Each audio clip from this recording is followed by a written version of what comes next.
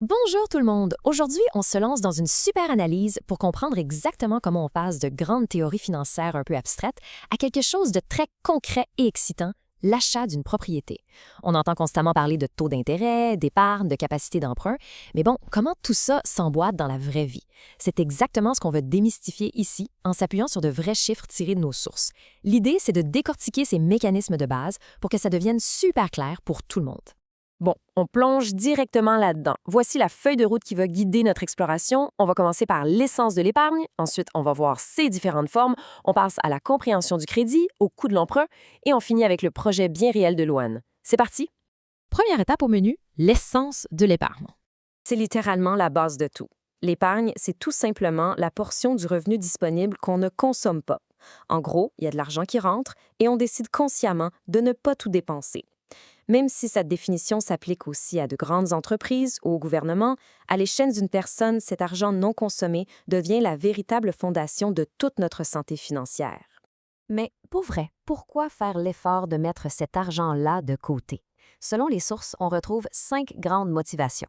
D'abord, se protéger contre les imprévus ou les difficultés futures. Ensuite, bâtir un projet immobilier ou professionnel.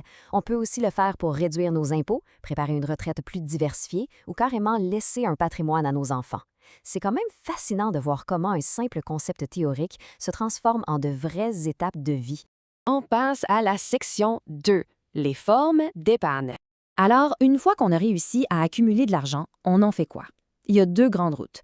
La première, c'est l'épargne financière. Là, on confie nos économies à des institutions pour les faire fructifier. La deuxième option, c'est l'épargne non financière. Dans ce cas-là, on parle d'investir dans des actifs tangibles, des choses qu'on peut toucher, comme de l'immobilier, des terrains ou même des œuvres d'art. Objectivement, l'épargne non financière permet d'optimiser son argent complètement en dehors du circuit des banques traditionnelles. Si on regarde l'épargne financière de plus près, on y trouve 2 produits très courants. D'un côté, les comptes épargne ou les livrets, qui sont super flexibles. L'argent est disponible et génère un certain pourcentage de rendement. De l'autre côté, l'assurance vie. C'est un contrat qui verse un capital ou une rente selon certaines conditions liées à la vie ou au décès. Bref, ce sont ces petits outils-là qui, bâtis avec patience, préparent le terrain pour des achats beaucoup plus importants. Ce qui nous amène à la troisième partie, comprendre le crédit. Parce qu'on s'entend, pour des projets massifs comme s'acheter un toit, nos simples économies sont rarement suffisantes. C'est là que les crédits viennent à la rescousse. Et ça illustre brillamment la différence entre les deux types de prêts. Le crédit à la consommation, c'est du court terme, fait pour les dépenses courantes ou pour s'acheter une auto. Mais de l'autre bord, on a le crédit immobilier. Là, on parle de long terme, des prêts sur 10, 15 ans ou même plus. C'est conçu spécifiquement pour l'achat de terrain, de logements ou pour de gros travaux. C'est vraiment pas le même horizon de temps. On arrive à la section 4, le coût de l'emprunt. Ce qui est super intéressant avec cette diapositive, c'est de voir concrètement comment le temps et l'argent jouent ensemble. Prenons un prêt de 100 000 € à un taux de 3 % Si on allonge la durée du prêt de 15 à 20 puis à 25 ans, regardez bien la mensualité. Elle baisse considérablement. Elle passe de 691 € à 474 €. Alléchant pour le budget de tous les jours, non? Mais attention, le coût total du crédit, lui, il explose. Sur 15 ans, ça coûte 23 304 €, mais sur 25 ans, ça grimpe à 42 263 €. C'est une relation inversement proportionnelle qui frappe fort. En fait, la règle d'or qu'il faut absolument retenir, c'est celle-ci. Le taux d'intérêt dicte combien on va devoir en plus à la banque. La mécanique est implacable. Plus on étire le prêt dans le temps et plus le taux grimpe, plus l'opération globale va coûter cher. C'est le prix mathématique à payer pour avoir des petites mensualités.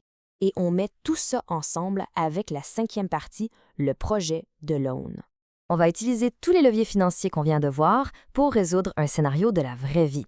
L'objectif ultime de Loan, il est clair. Elle veut s'acheter son tout premier appartement qui coûte très exactement 150 000 €. C'est sa ligne d'arrivée.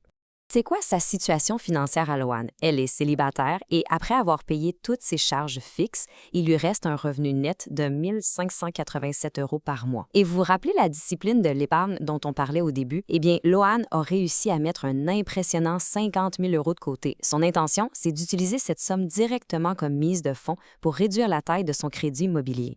Un autre chiffre super important calculé par sa banque, la capacité d'emprunt maximale de Loan. Le maximum qu'elle peut se permettre d'allouer au remboursement de son prêt chaque mois, c'est 555 €. Alors, le point crucial, c'est de relier tout ça. Regardons l'équation. Étape 1, l'appartement coûte 150 000 €. On enlève son épargne de 50 000 €. Elle a donc besoin d'emprunter 100 000 € tout rond. Étape 2, si on reprend notre tableau de tout à l'heure, emprunter 100 000 € sur 20 ans, ça demande une mensualité de 555 €. Étape 3, c'est un alignement parfait. Sa capacité d'emprunt correspond exactement au coût de ce prêt. C'est comme un casse-tête qui s'assemble à perfection. Lorsqu'on parvient à combiner de manière stratégique la discipline de l'épargne avec le formidable effet de levier du crédit, c'est fou de voir ce qui vient possible. La réflexion qu'on se pose en terminant, avec cette maîtrise des chiffres, quel autre grand projet qui vous semblait peut-être inatteignable pourrait finalement se transformer en une simple réalité mathématique? C'est une excellente façon de voir l'impact des chiffres sur nos vies.